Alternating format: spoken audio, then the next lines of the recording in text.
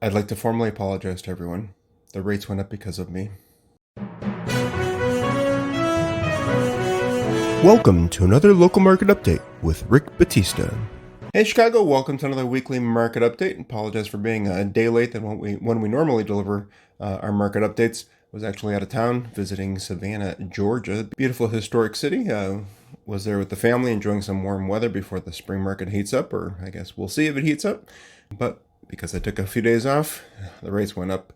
But here to bring you some information to see if it still makes sense for you to buy, sell, or rent, or keep on renting, or sell or rent, whatever formula makes sense. I wanted to bring up a slide here from Freddie Mac showing how the rates have looked since last June, when the rates had doubled from those really nice low rates that we were seeing during the pandemic.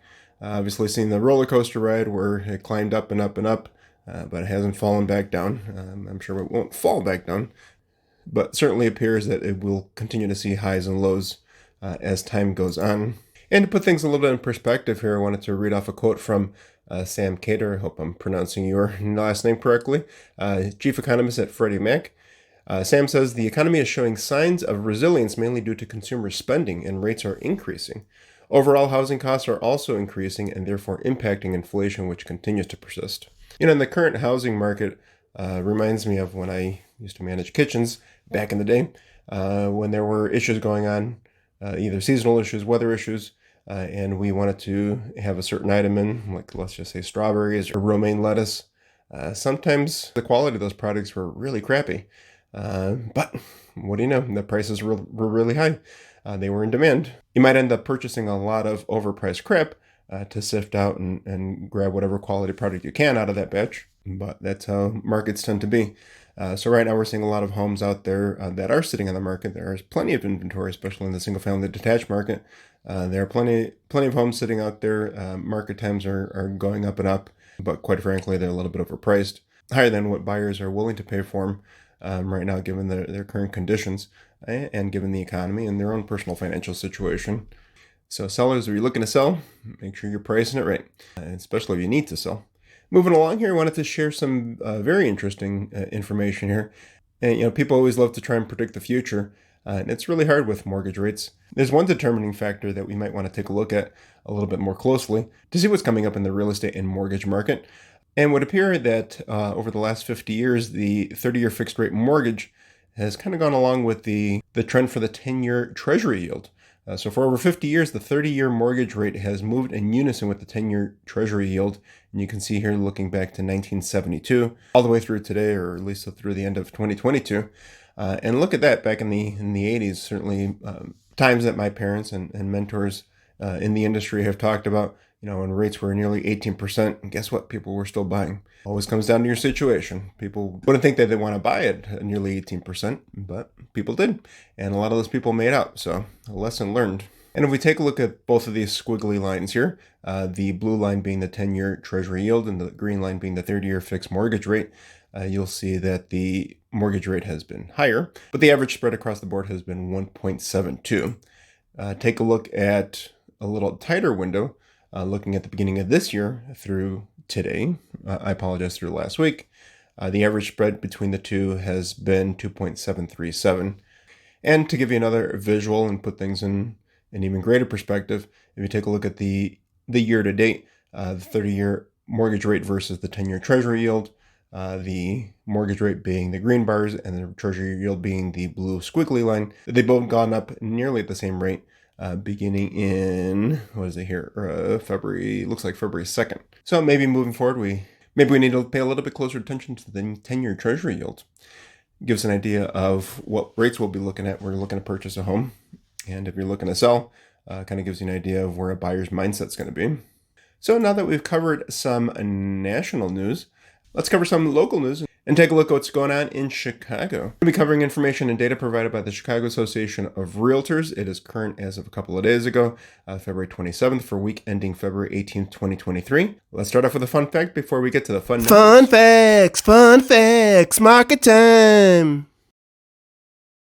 The number of homes available for sale continues to increase nationwide, with active listings up 65.5% compared to January 2022, according to Realtor.com's most recent monthly housing report. Buyers have 248,000 more homes to choose from compared to the same time last year. Although the number of homes for sale is still 43.2% lower than it was in 2017 through 2019 prior to the pandemic. Nationally, homes are also spending more time on the market compared to last year, giving prospective buyers greater opportunities to make their home purchase goals a reality.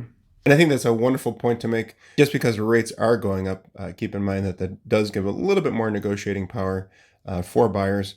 With that said, with inventory being low, even though there are more homes on the market with good quality inventory, meaning homes that are much more turnkey, homes that don't need as much work, homes that are priced right, with that inventory, that particular inventory being low, still keeping the prices from dropping drastically. So again, each home, each buyer, each seller, each situation can be very, very, very different. And we're just trying to make sense of it all as the market goes up and down, just like our emotions do when it comes to buying and selling real estate. From fun facts, we go to quick facts, looking at year-over-year changes. And keep in mind that this is for Chicago proper only, 77 areas of Chicago. Within those 77 areas, we have many neighborhoods, I think close to 180, if I'm not mistaken. Year-over-year change for new listings, detached market was down by 4.2%, while the attached, being condos and townhomes, down by 39.5%. Under contract, detached homes up by 2.8%. There you go. Attached down by 38.5%.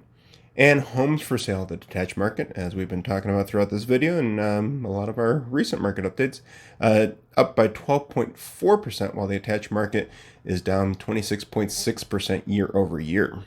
Let's dive a little deeper. With new listings, we finish off the week of February 18th with 321 detached single-family homes, a 3-month average of 245, bringing us to a year-over-year change of 5.9% less.